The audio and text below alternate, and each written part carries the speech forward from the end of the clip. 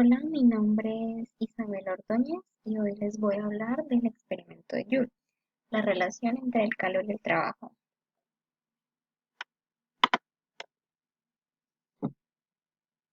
De acuerdo a la primera ley de la termodinámica, partimos del hecho de que el diferencial de la energía interna es igual al diferencial del calor más el diferencial del trabajo, teniendo así una función que depende de temperatura y volumen, que se puede expresar mediante fracciones parciales así, donde dU es igual a la fracción parcial de la energía interna sobre la temperatura, teniendo como constante el volumen por dt más la fracción parcial de la energía interna sobre el volumen, teniendo como constante la temperatura por dB.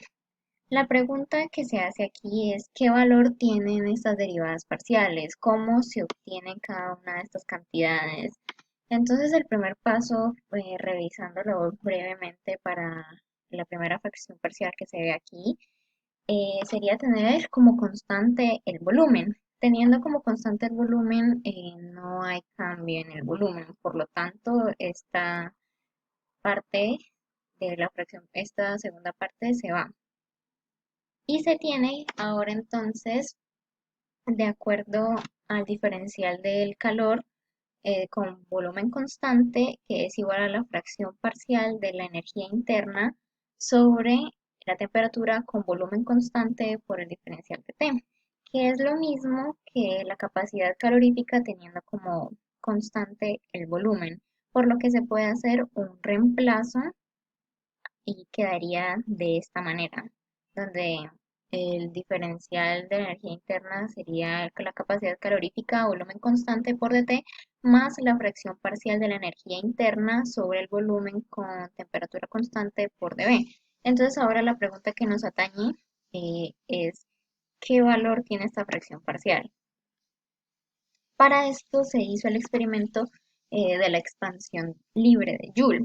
Su nombre mismo implica que no hay un flujo de energía y consiste el experimento en un sistema aislado y adiabático donde se tienen dos bombas, una que contiene gas y otra que está al vacío y están separadas por una válvula. Entonces la pregunta es, ¿qué pasa si se abre la válvula? ¿El gas se va para la otra bomba o se distribuye entre ambas? Entonces ya por las condiciones que estamos dando del sistema tenemos dos cosas, que al expandirse el gas al vacío no hay trabajo y que al ser un sistema aislado no hay entrada ni salida de calor, por lo que tendríamos que el diferencial de la energía interna sería igual a cero, ya que de Q y de W son cero. Teniendo presente cómo nos quedaría la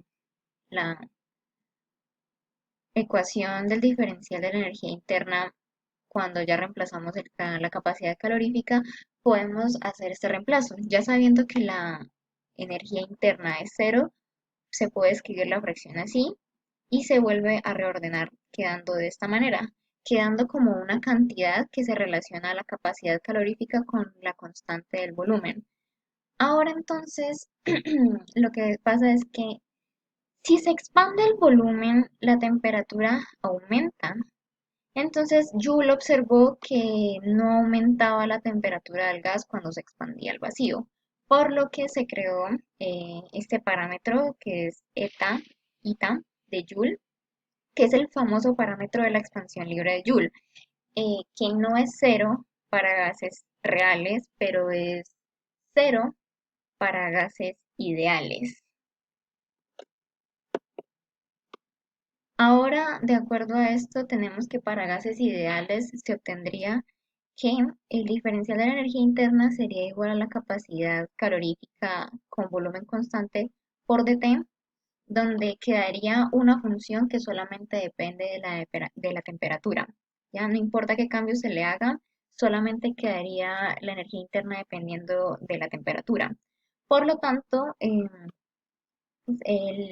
el cambio en la energía interna es igual a cero para todo gas ideal en un proceso isotérmico y aproximadamente cero para gases reales. Tengas en cuenta que los gases reales son los que no siguen la ley de los gases ideales, P, B igual a nRT.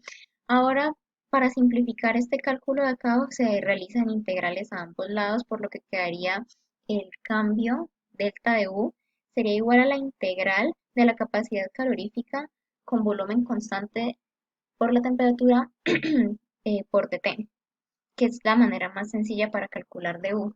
Finalmente, para concluir, se tendría que el diferencial de U por la primera ley de la termodinámica es igual al calor más el trabajo, pero sabemos que para un gas ideal esta energía interna sería cero, por lo que solamente nos quedaría que el trabajo es, que el calor es igual a menos trabajo. Y así terminaría el experimento de Joule con la relación entre calor y trabajo. Muchas gracias.